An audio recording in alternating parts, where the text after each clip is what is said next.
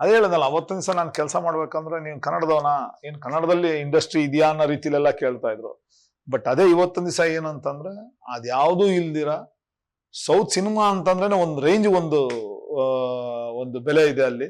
ಆಮೇಲೆ ಅದಲ್ಲದೆ ನಮ್ಮ ಕನ್ನಡದಿಂದ 2 cinema back to back hit ಆಗಿರೋದ್ರಿಂದ, ಕಾಂತಾರ ಆಗಿರ್ಬೋದು, KGF 1-2, KGF 1-2 ಪ್ಲಸ್ ಕಾಂತಾರ 3 ಸಿನಿಮಾನು ಹಿಟ್ ಆಗಿರೋದ್ರಿಂದ ಕನ್ನಡ ಇಂಡಸ್ಟ್ರಿನೇ ಒಂದು ಬೇರೆ. ಆಮೇಲೆ ಚಾರ್ಲಿ 777 ಆ ಸಿನಿಮಾನು ದೊಡ್ಡ ಹಿಟ್ ಅಲ್ಲಿ. ಆದ್ರಿಂದ ಏನಂತಂದ್ರೆ ಇವತ್ತೊಂದ್ ದಿವಸ ಕನ್ನಡ ಸಿನಿಮಾ ಅಂದ್ರೆ ಅವರು ಹುಡುಕಿ ನೋಡೋ ರೇಂಜ್ ಅಲ್ಲಿ, ಯೂಟ್ಯೂಬ್ ಅಲ್ಲಿ ಹುಡುಕಿ ನೋಡ್ಬೇಕು ಆ ರೇಂಜ್ ಆಗಿದೆ ಇವತ್ತೊಂದ್ ದಿವಸ ಹೇಳ್ಬೇಕು ಅಂತಂದ್ರೆ. ನಿಜವಾಗ್ಲೂ ಈಗ ಒಂದು ಪ್ಲಾಟ್ಫಾರ್ಮ್ ಏನ್ ಓಪನ್ ಆಗಿದೆ ಅಂದ್ರೆ, ನಾವು ಸೌತ್, ನಾವು ನಾರ್ತ್, ನಾವು ಅದು ಇದು ಅನ್ನೋದಿಲ್ಲ, ವಿ ಆಲ್ ಆರ್ ಇಂಡಿಯನ್. ಓಕೆನಾ? ಇಂಡಿಯನ್ ಸಿನಿಮಾ ಅಂತ ಹೇಳೋ ಒಂದು ಪ್ಲಾಟ್ಫಾರ್ಮ್ ಸಿಕ್ಕಿದೆ. ಎಲ್ಲಾ ತರದ ಸಿನಿಮಾ ಮೇಕರ್ಸ್ಗೂ ಒಂದು ಒಳ್ಳೆ ಪ್ಲಾಟ್ಫಾರ್ಮ್ ಸಿಕ್ಕಿದೆ. ಎಲ್ರಿಗೂ ಒಳ್ಳೇದಾಗ್ಲಿ, ವಿಶ್ ಯು ಗುಡ್ ಲಕ್ ಅಂತ ಹೇಳಕ್ ಇಷ್ಟಪಡ್ತೀನಿ. ಅಫ್ಕೋರ್ಸ್ ಇವಾಗ ನನಗೆ ಚಾಲೆಂಜಿಂಗ್ ಅನ್ಕೊಂಡಿದೆ ಏನು ಅಂತಂದ್ರೆ, ಇವಾಗ ಗದರ್ ಅನ್ನೋದು ಒಂದು ದೊಡ್ಡ ಹಿಟ್ಟು, ಒಂದು ಪ್ಲಾಟ್ಫಾರ್ಮ್ ಆಲ್ರೆಡಿ ರೆಡಿ ಆಗ್ಬಿಟ್ಟಿದೆ.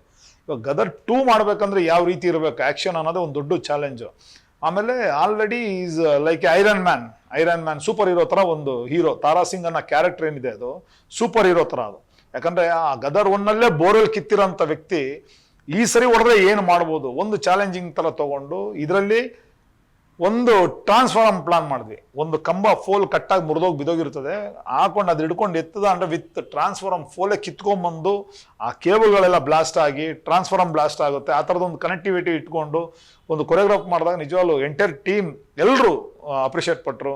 ಆಮೇಲೆ ಸನಿ ಸರ್ ಫುಲ್ ಖುಷಿ ಪಟ್ಟರು. ಆಮೇಲೆ ನಿರ್ದೇಶಕರು ಅನಿಲ್ ಶರ್ಮಾ ಅವರು ಅವ್ರು ಏನೇನು ಎಕ್ಸ್ಪೆಕ್ಟೇಷನ್ ಮಾಡಿದ್ರು ಅದಷ್ಟು ನಾನು ಫಿಲಪ್ ಮಾಡಿ ಒಂದು ಕೊರಿಯೋಗ್ರಾಫ್ ಹೇಳ್ತಾ ಇದ್ದಂಗೆ ಅವರು ಯಾವುದೇ ಒಂದು ಮಾತಿಲ್ದಂಗೆ, ರವಿ ಸರ್ ನೀವು ಮಾಡಿ, ನೀವು ಚೆನ್ನಾಗಿ ಮಾಡ್ತೀರಾ ಮಾಡಿ ಅಂತ ಹೇಳ್ಕೊಂಡು ಒಂದು ಸಪೋರ್ಟ್ ಕೊಟ್ಕೊಂಡ್ಬಂದ್ರು.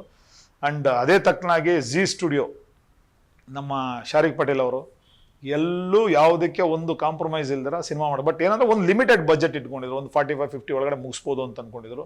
ಬಟ್ ಆಲ್ಮೋಸ್ಟ್ ಅಲ್ಲ ಅದೊಂದು 80+ ಗಂಟೆ ಹೊಟ್ಟೋಯ್ತು.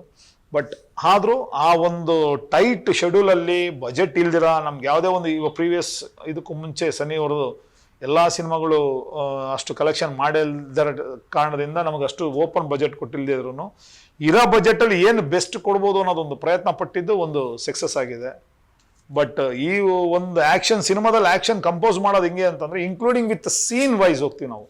ಏನಂದ್ರೆ ಸೀನೇ ಆ್ಯಕ್ಷನ್ ಥರ ಇದೆ. ಇವಾಗ ಅಲ್ಲಿಂದ ಒಂದು ಸರಿ ಅವ್ರ ಮಗನ ಪಿಕಪ್ ಮಾಡ್ಕೊಂಡ ಅಂದರೆ ಅವ್ನು ಹೋಗ್ತಾನೆ ಇರುತ್ತೆ ಆ್ಯಕ್ಷನ್. ಎಲ್ಲೂ ಒಂದ್ ಕಡೆ ಎಲ್ಲೋ ಸೆಂಟ್ರಲ್, ಒಂದ್ ಕಡೆ ಮತ್ತೆ ಮಿಸ್ ಆಗಿ ಒಂದು ಟ್ರೈನ್ ಮೇಲೆ ಬೀಳ್ತಾರೆ, ಮಗ ಬಂದು ಟ್ರೈನ್ ಮೇಲೆ ಬೀಳ್ತಾನೆ, ಅಪ್ಪ ಬಂದು ರೋಡಿಗೆ ಬೀಳ್ತಾರೆ.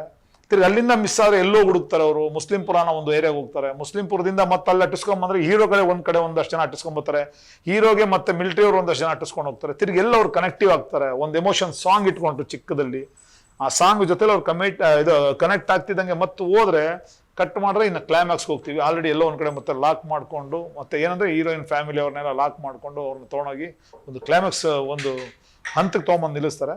ಬಟ್ ಅಲ್ಲಿಂದ ಏನು ಕ್ಲೈಮ್ಯಾಕ್ಸ್ ಒಂದು ಪೊಸಿಷನ್ ಬಂದಾಗ ಅಲ್ಲಿಂದ ಅವ್ರು ಡಿವೈಡ್ ಆಗೋದಿದೆಯಲ್ಲ, ಅದೇ ದೊಡ್ಡ ಚಾಲೆಂಜಿಂಗ್ ವಿಷಯ. ಯಾಕಂದ್ರೆ ನಾರ್ಮಲ್ ಯಾವುದೋ ಒಂದು ಜಾಗದಲ್ಲಿ ಏನೋ ಒಂದು ಕ್ಲೈಮ್ಯಾಕ್ಸ್ ಅಂದ್ರೆ ಓಕೆ ಅನ್ಬೋದು, ಮಿಲಿಟರಿ ಕ್ಯಾಂಪ್ ಒಳಗಡೆ ಲಾಕ್ ಆದ್ರೆ ಯಾವ ರೀತಿ ಎಸ್ಕೇಪ್ ಆಗಬೇಕು ಅನ್ನೋದು ಒಂದು ಚಾಲೆಂಜು. ಆವಾಗಲೇ ಐಡಿಯಾ ಬಂದಿದ್ದು ಟ್ಯಾಂಕರ್ಗಳನ್ನ ಯೂಸ್ ಮಾಡೋಣ ಅಂತ ಒಂದು ಪ್ಲಾನ್ ಬಂತು.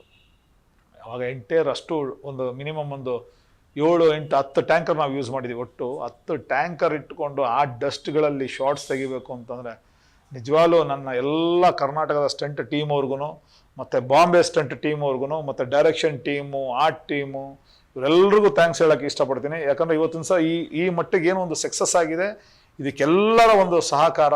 ನಿಜವಾಗ್ಲೂ ಥ್ಯಾಂಕ್ಸ್ ಎಂಟೈರ್ ಮೈ ಟೀಮ್ ಅಂತ ಹೇಳೋಕ್ಕೆ ಇಷ್ಟಪಡ್ತೀನಿ. ಆಮೇಲೆ ಈ ಒಂದು ಚಾಲೆಂಜಿಂಗ್ ಕೆಲಸ ಮಾಡೋದಕ್ಕೆ ಅಂತಲೇ ನಾನು ಇಲ್ಲಿಂದನೇ ಒಂದಷ್ಟು ಜನ ಕರ್ಕೊಂಡು ಹೋಗ್ಬಿಟ್ಟಿದೆ.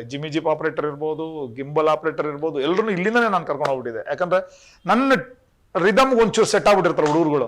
ಅದಕ್ಕೋಸ್ಕರ ಅವ್ರ ಹತ್ರ ರಿಕ್ವೆಸ್ಟ್ ಮಾಡಿಕೊಂಡು ಇಲ್ಲಿಂದನೇ ಅವ್ರನ್ನೆಲ್ಲ ಕರ್ಕೊಂಡೋಗಿ, ಎಲ್ಲ ನಮ್ಮ ಕನ್ನಡದವರು ಒಂದು ಟೀಮ್ ಅಲ್ಲೋಗಿ ಮಾತಾಡ್ತಾರೆ, ನಾವು ಕನ್ನಡದಲ್ಲೇ ಶಾರ್ಟ್ಸ್ಗಳು ಎಕ್ಸ್ಪ್ಲೇನ್ ಮಾಡ್ತಾರೆ, ಎಲ್ಲೂ ಮಗ ನೋಡ್ತಾ ಇರ್ತಾರೆ ಹಿಂಗೆ ಏನಿದು ಅಂತ. ಬಟ್ ಎಂಟೈರ್ ಅಷ್ಟು ಜನ ಕರ್ಕೊಂಡೋಗಿ ಕೆಲಸ ಮಾಡಿದ್ದು ಒಂದು ನಿಜವಲ್ಲೂ ಒಂದು ನನ್ನ ಹಿಸ್ಟ್ರಿಲೇ ಒಂದು ಮೆಮೊರೇಬಲ್. ಇದು ಯಾವುದೇ ಕಾರಣಕ್ಕೂ ಮರೆಯೋಕ್ಕಾಗಲ್ಲ. ಬಟ್ ಈ ಸಕ್ಸಸ್ಸು ನಿಜವಲ್ಲೂ ತುಂಬಾನೇ ಖುಷಿ ಕೊಡ್ತಾ ಇದೆ ನನಗೆ.